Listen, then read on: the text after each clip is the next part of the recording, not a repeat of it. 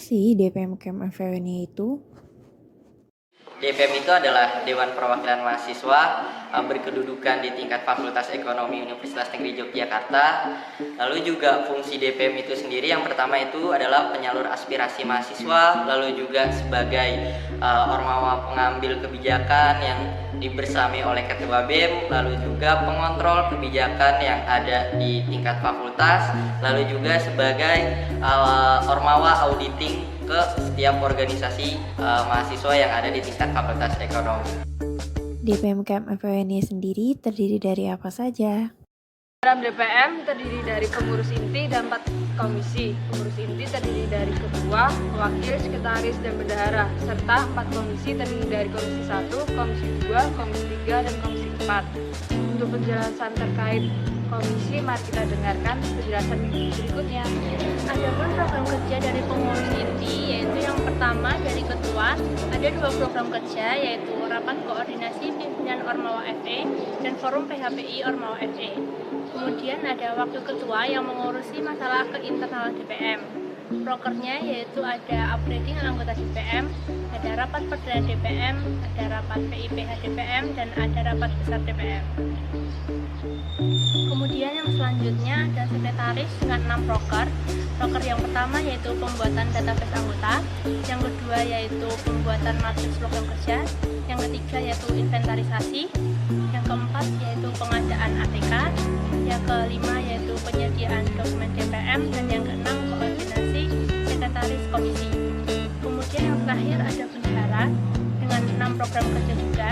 Yang pertama ada transparansi keuangan, yang kedua ada pengelolaan kas besar, yang ketiga pengelolaan kas kecil, yang keempat ada pengelolaan iuran kas, yang kelima pengadaan jaket DPM, dan yang terakhir ada pengelolaan jasa sewa sound dan print. Komisi yang pertama di DPM yaitu ada komisi 1 dengan bidang advokasi dan kesejahteraan mahasiswa.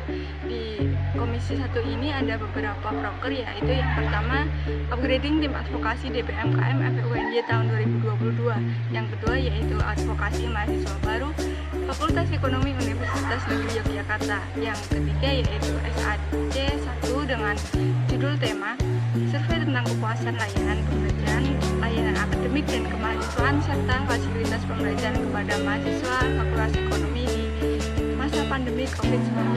Kemudian ada SAC 2 dengan judul survei tentang kesiapan dan kepuasan sistem perkuliahan hybrid kepada mahasiswa Fakultas Ekonomi di masa pandemi COVID-19.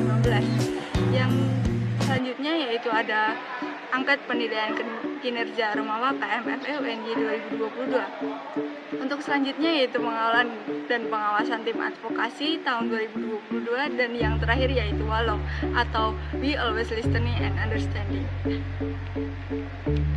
Komisi 2 DPM KM FWNY merupakan komisi yang bergerak di bidang legislasi dan bertujuan untuk merancang dan membuat produk hukum di Fakultas Ekonomi.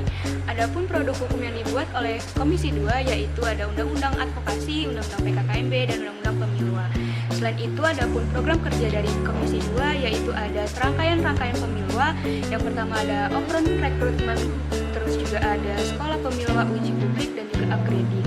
Selain itu juga ada sekolah legislasi 1, sekolah legislasi 2 yang membuat persidangan yang ada di Fakultas Ekonomi.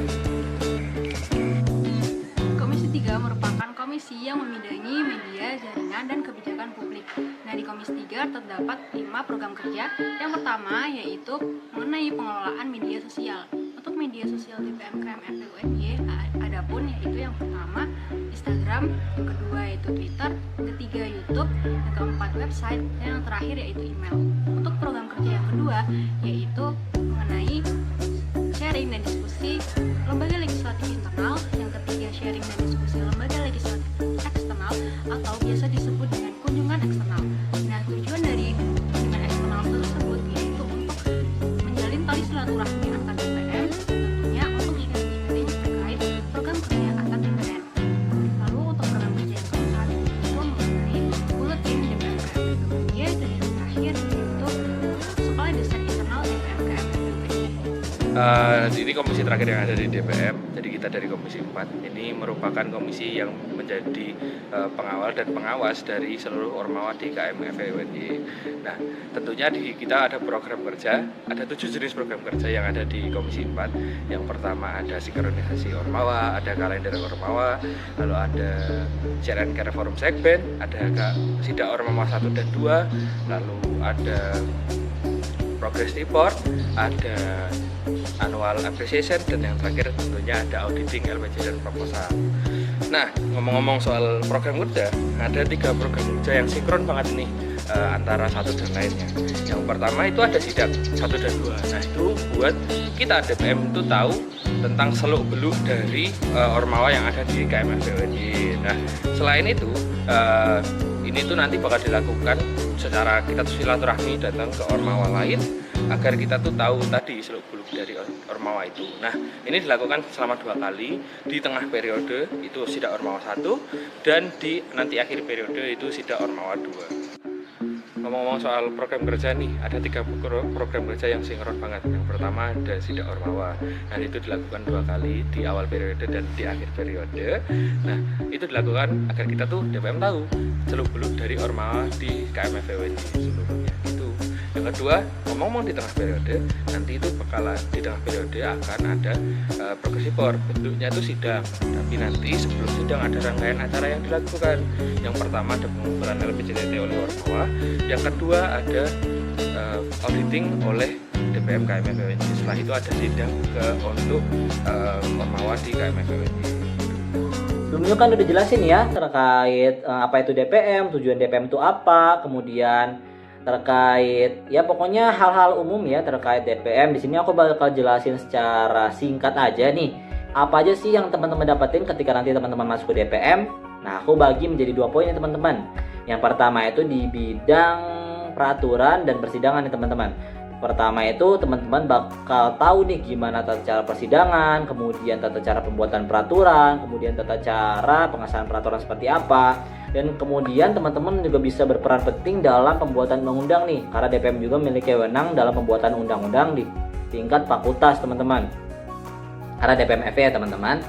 Kemudian manfaat yang kedua yaitu ketika teman-teman di bidang auditing, karena seluruh anggota DPM berperan aktif ke dalam auditing di tiap kinerja Ormawa teman-teman. Pertama, teman-teman bisa tahu cara format proposal itu seperti apa, kemudian tahu tata cara audit pendanaan itu seperti apa, kemudian hal-hal auditing terkait proposal dan pendanaan itu teman-teman bisa ketahui di DPM ya teman-teman. Nah, bagi kalian yang minat untuk masuk ke DPM, bisa nih kalian untuk mendaftarkan diri melalui kegiatan pemilihan umum mahasiswa dan atau juga bisa melalui delegasi perwakilan setiap jurusan atau prodi dan juga bisa melalui delegasi UKMM.